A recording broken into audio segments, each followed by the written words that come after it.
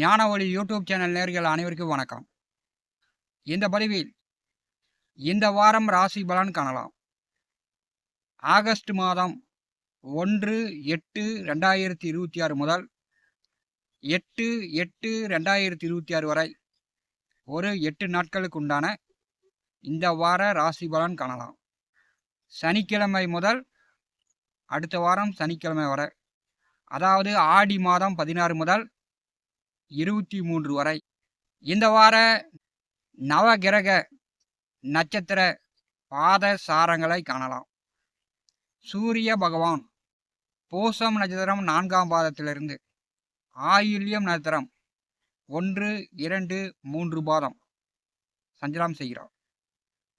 சந்திர பகவான் சதயம் நட்சத்திரத்திலிருந்து ரிஷபராசி மிருக சீரிஷ நட்சத்திரம் வரை சந்திர பகவான் சஞ்சாரம் செய்கிறார்.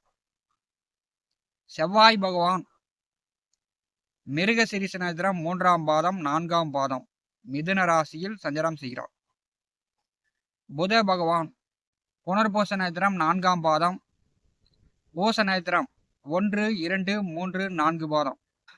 குரு பகவான் பூச நட்சத்திரம் 4ஆம் பாதம்.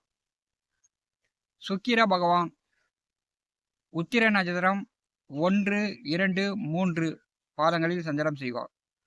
சனி பகவான் உத்திரட்டாதி நட்சத்திரம் 3ஆம் பாதத்தில் வக்கரகதியில் இருக்கிறார். ராகு அவிட்ட நட்சத்திரம் 4ஆம் பாதத்திலும், கேது மகம் நட்சத்திரம் 2ஆம் பாதத்திலும் இந்த வாரத்தில் நவகிரகங்கள் நட்சத்திர பாதசாரம் செல்கிறார்கள். இந்த வாரம் சந்திர பகவான் ராகுவையும் வக்கர சனி பகவானையும் கடந்து செல்கிறார். சந்திரன் தேய்பிறை சந்திரனாக சஞ்சாரம் செய்கிறார்.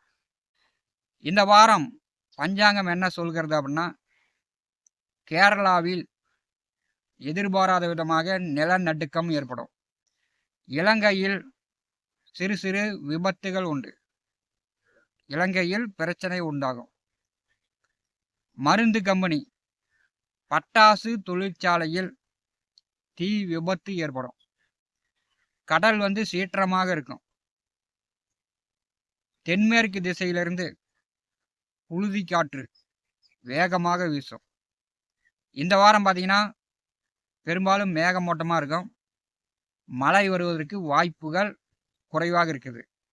ஆகஸ்ட் மாதம் 3ஆம் தேதி ஆடி 18ஆம் பெருவிழா பார்த்தீங்கன்னா ஆறு ஏரி குளங்களில் நீர் இல்லாமல் வறண்டு போய் கிடக்கிறது. அதனால் எல்லோருமே அவங்க வீட்டில் 2 வாளி தண்ணி பிடிச்சி தலை முழுகி கொள்ளலாம். ரிஷபம் ராசி அன்பர்களுக்கு இந்த வாரம் ராசி பலன் காணலாம்.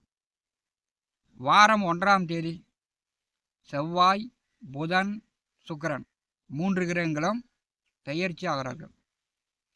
சுக்கிர பகவான் கன்னி ராசியிலும், புதன் கடகராசிக்கும், செவ்வாய் மிதுன ராசிக்கும் 3 கிரகங்களும் பெயர்ச்சி ஆகிறார்கள். ரிஷப ராசி அதிபதி பார்த்தீங்கன்னா ஆகஸ்ட் மாதம் 1ஆம் தேதி முதல் தன்னுடைய நீச்ச வீட்டில் உங்கள் ராசிக்கு 5வது வீட்டில் சுக்கிரன் செல்வார். சுக்கிர பகவான் உங்களுக்கு 6ஆம் வீட்டின் அதிபதி. 6ஆம் அதிபதி 5வது வீட்டில் நின்றாலும், 5ஆம் அதிபதி 6ஆம் வீட்டிற்கு சென்றாலும் என்ன பிரச்சனை அப்படின்னா, குழந்தைகளுடைய எதிர்காலத்தில் அவங்களுடைய முன்னேற்றத்தில் ஜாதகன் முடிவெடுப்பதில் அவர் பின்வாங்கி விடுவார். உங்கள் குழந்தைங்க படிக்கிறாங்களா படிக்கலையா, அவங்க நல்லா இருக்கிறாங்களா நல்லா இல்லையா அப்படின்னு நீங்கள் நலம் விசாரிக்க மாட்டீங்க. 6ஆம் அதிபதி 5ஆம் வீட்டில் நிற்கும்போது அதுவும் நீசம். குழந்தைகளை சார்ந்து இந்த வாரம் நீங்கள் சந்தோஷம் மகிழ்ச்சியை ஏற்படுத்தி கொள்ளுங்கள். ரிஷபம் ராசிக்கு 2வது வீட்டிலே 7, 12ஆம் அதிபதி செவ்வாய். அவர் பார்த்தீங்கன்னா நாம் சகட்டத்தில் துலாம் விருச்சிக ராசியில் செல்வார். 12ஆம் அதிபதி 2ஆம் வீட்டில் வரும்போது பயணம் போக்குவரத்து வண்டி வாகனம் இந்த மாதிரி உங்களுக்கு நிற்க நேரம் இல்லாமல் வேலை ஓய்வு இல்லாமல் இருக்கும். வண்டி வாகன தொழில் செய்யக்கூடியவர்கள், வண்டி வாகன ஓட்டுநர்கள், வீட்டை விட்டு வெளியூர் வெளியிடம் அப்படின்னு ஒரு வாரம் வெளியில் டூர் போய்ட்டுருவீங்க. வண்டி ஓட்டிக்கிட்டே போய் வண்டியில் வேலை அதிகமாக இருக்குது அப்படின்னு சொல்லுவீங்க. 12ஆம் அதிபதி 2ஆம் வீட்டில் இருக்கும்போது பெரும்பாலும் குடும்ப பொறுப்பை ரிஷபராசி என்பவர்கள் தட்டி கழிப்பீங்க. குடும்ப பொறுப்பு எடுத்து செயல்பட மாட்டீங்க. பார்த்தீங்கன்னா 2ஆம் வீட்டில் செவ்வாய் செல்லும்போது 2ஆம் அதிபதி 3ஆவது வீட்டில் இருக்கிறார். குறிப்பாக ரிஷபராசியை பொறுத்தவரை 2ஆம் அதிபதி கடகராசியில் இருந்தால் அவர் நண்பர்களோடு கூட்டாளிகளோடு சேர்ந்துக்கிட்டு கெட்ட வழியில் போயிடுவார். அதாவது பீடி, சிகரெட்டு, மது, போதைக்கு அடிமையாயிடுவார். 12ஆம் அதிபதி 2ஆம் வீட்டில் நின்றாலும் ரிஷபத்திற்கு சாதகமில்லாத அமைப்பு தான். பீடி, சிகரெட்டு இந்த மாதிரி கெட்ட பழக்கம், கெட்ட உணவு பழக்கத்திற்கு அடிமையாகக்கூடிய ஒரு வாரமாகவும் இந்த வாரம் இருக்கும். 10ஆவது வீட்டிலிருந்து சந்திர பகவான் வாரத்தை தொடங்குகிறார். நீங்கள் உங்களுடைய ஜாலியாக உங்களுடைய சந்தோஷத்துக்கு இந்த வாரம் பணம் காசு செலவு பண்ணுவீங்க. 2ஆம் தேதி 3 மணிக்கு மேல் 11ஆம் இடம் சந்திர பகவான் வருகிறார். 11ஆவது வீட்டிலே சனி மேல், வக்கர சனி மேல் சந்திர பகவான் செல்லும்போது உங்களுக்கு 5ஆவது வீட்டில் நீச்ச சுக்கிர பகவான் சந்திரனையும் சனியையும் பாரி செய்வார். ஆடி 18ஆம் பெருக்கன்று பார்த்திங்கன்னா கடலில், ஆற்றுல, குளத்தில் கண்டிப்பாக நீராடுங்க. கண்டிப்பாக ஆடி 18ஆம் பெருக்கன்று தலை முழுகுனா கண்டிப்பாக தோஷங்கள் குறையும். கர்மா கஷ்டம் நீங்கள் பிரச்சனைலாம் கொஞ்சம் தீர்த்துட்டு கொஞ்சம் நிம்மதி பெறலாம்.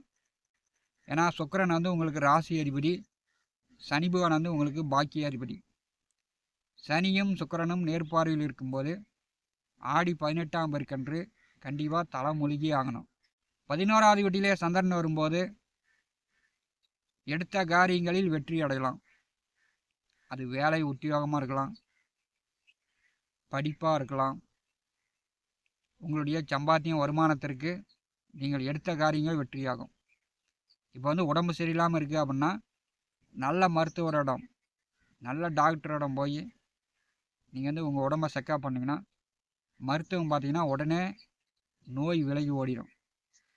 அதாவது 2ஆம் தேதி 3 மணிக்கு மேலே இருந்து ஒரு 2.25 நாள் சனியை சந்திரன் கடக்கும்போது ட்ரீட்மெண்ட் எடுத்தால் உடல்நிலை சரியாகும்.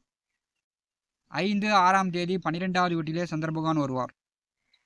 7, 8ஆம் தேதி ஜென்ம ராசியில் சந்திரன், 12ஆம் வீட்டிலும் ஜென்ம ராசியிலும் சந்திரன் வரும்போது பணம் செலவழித்து சந்தோஷம் காணக்கூடிய ஒரு வாரமாக ரிஷபம் ராசி என்பதற்கு இந்த வாரம் ராசி பலன் பஞ்சாங்கம் சொல்கிறது. 2ஆம் இடத்தோன் அவர் புதன், அவர் 3ஆவது வீட்டிலே அஸ்தங்கமாக இருக்கக்கூடிய குரு மேல், சுகாதிபதி சூரியன் மேல் 3ஆவது வீட்டில் செல்லும்போது உங்கள் சுக தேவையே நீங்கள் பெரிதாக நினைப்பீங்க. அஷ்டமாதிபதி 3ஆவது வீட்டிலே அஸ்தங்கமாக இருக்கும்போது கண்டிப்பாக உடல் ஆரோக்கியத்திலும் கவனம் எடுத்துக்கணும். இந்த கட்டி கொப்பளம் அந்த குருவுடைய நோய் நொடியை உண்டாகிறோம். தேவையில்லாத நண்பர்கள் பழக்க வழக்கங்களை ரிஷபராசி என்பர்கள் இந்த வாரம் தவிருங்க. மூத்த உடன் பிறந்தவர்கள் அறிவுரை ஆலோசனை கேட்டு செயல்படுங்க. இந்த வாரம் உங்களுக்கு சிறப்பானதாக அமையும். ஞானவழி யூடியூப் சேனலை பார்த்து கொண்டிருக்கக்கூடிய அன்பர்கள், இதுவரை நம்முடைய சேனலை சப்ஸ்கிரைப் செய்யாத அன்பர்கள் மறக்காமல் சப்ஸ்கிரைப் செய்து கூட இருக்கின்ற ஆல் பட்டன் அழுத்திங்க. தினந்தோறும் நம்முடைய சேனலில் ஜோதிட பலன்கள் பதிவிடப்படும். உடனுக்குடன் பார்த்து பயன்பெறுங்கள். நன்றி, வணக்கம்.